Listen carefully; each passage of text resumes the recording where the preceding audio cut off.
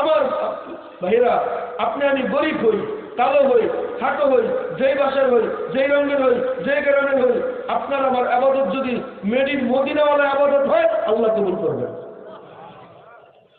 আপনার আমার আবাদত হইতে হবে মেড ইন মদিনাওয়ালা আবাদত। কালো হইলে মানুষ দাম কমে না।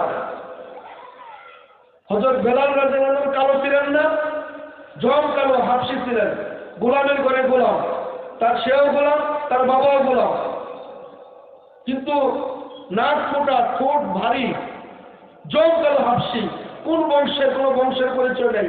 তো বেলাল রাদিয়াল্লাহু তাআলা আনহু উত্তম দামি আল্লাহর কাছে। রাসূল সাল্লাল্লাহু আলাইহি ওয়াসাল্লাম বলেন, বেলাল, আমি যখন জান্নাতে গেলাম, আমার পিছনে তুমিও জান্নাতের ভিতরে খরম পাইতে হাঁটতেছো। বেলাল রাদিয়াল্লাহু খল নির্যাতন করতেছিল, হযরত আবু বকর সিদ্দিক রাদিয়াল্লাহু তাকে খরিদ করতে গেছেন।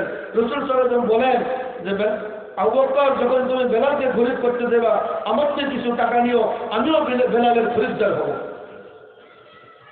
দুনো জাহানের বাদশা, আল্লাহর প্রিয় বন্ধু, সেই নবী এমন কালো একটা লোকের খরিদ্দার। সুবহানাল্লাহ। তাহলে নবী যে জিনিসের খরিদ্দার, ওই জিনিসটা কত দামি জিনিস। এবং যেখানে শুনেন মসজিদের নাম হযরত বেলাল মসজিদ, ভালো লাগে না শুনতে? এবং কারোর কোনো মানুষের নাম বেলাল, তাও শুনতে ভালো লাগে। নামটা কত প্রিয়, কিন্তু এই নামটাও প্রিয় হয়ে গেছে কি জন্য? তার সে দামি হয়েছে আল্লাহর কাছে, এই জন্য নামটাও দামি।